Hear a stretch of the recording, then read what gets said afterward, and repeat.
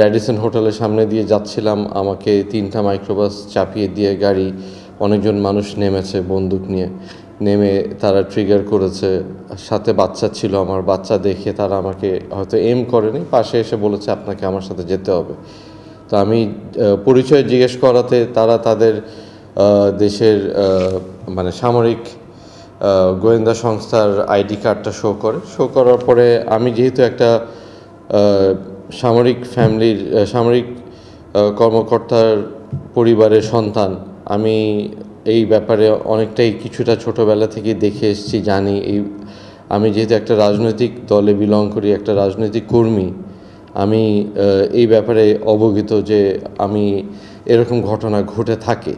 তো তখন তাদেরকে শুধু একটু করে বলা যে আমার বাচ্চা যেন ঠিকমতো বাসায় চলে যায়, বাচ্চাকে বাসায় পৌঁছায় দিন, যেটা তারা করেছে। কিন্তু তারা 300 ফিটে একটা কোনায় নিয়ে বাচ্চাকে রেখে হয়তো বাসায় ফোন করে বলে দিয়েছে ও এসে কালেক্ট করে নেন।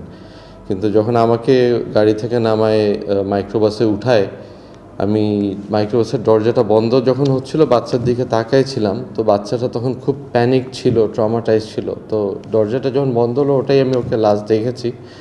তারপর পিছে যিনি ছিল উনি পিছে থেকে কাপড় দিয়ে চোখটা বন্ধ করে দিল, বেঁধে দিল, আর আরেকটা কাপড় দিয়ে হয়তো মাথা কাভার করে দিল। সামনে যিনি ছিল উনি বলল আপনি হাতটা সিটের উপরে রাখেন। তো হাতটা সিটের উপরে রাখার সাথে সাথে হ্যান্ডকাফ করে ফেলে। তারপর গাড়িটা অনেক দূর চলে। তো আমরা যেহেতু নিজেরা গাড়ি চালাই, আমরা একটা সেন্স অফ ডাইরেকশন আছে যে গাড়ি কোন দিকে যাচ্ছে কি। তো এই জন্যে তারা গাড়িটা প্রায় ঘন্টাখানিকের মতো এদিক ওদিক ঘুরায় টুরায় ভাঙা রাস্তা, নর্মাল রাস্তা এগুলো পার হওয়ার পরে একটা জায়গায় নামানোর পরে ভাবলাম যে গাড়ি থেকে নামলে তো এটা মাটি 1-2 পা ফেলার সাথে সাথে সিঁড়ি আসলো। সিঁড়ি ভাবলাম যে হয়তো উপরে যাবে, কিন্তু দেখলাম যে সিঁড়িটা নিচের দিকে গেল।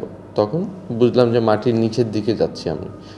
তো যাওয়ার পরে একটা রুমে আনার পরে বসালো, চোখ খুলে দিল, হাত খুলে দিল। বাকি 3-4 জন সামনে দাঁড়ানো ছিল, তারা সবাই মাস্ক পরা, কাভার্ড সিভিল ড্রেসে।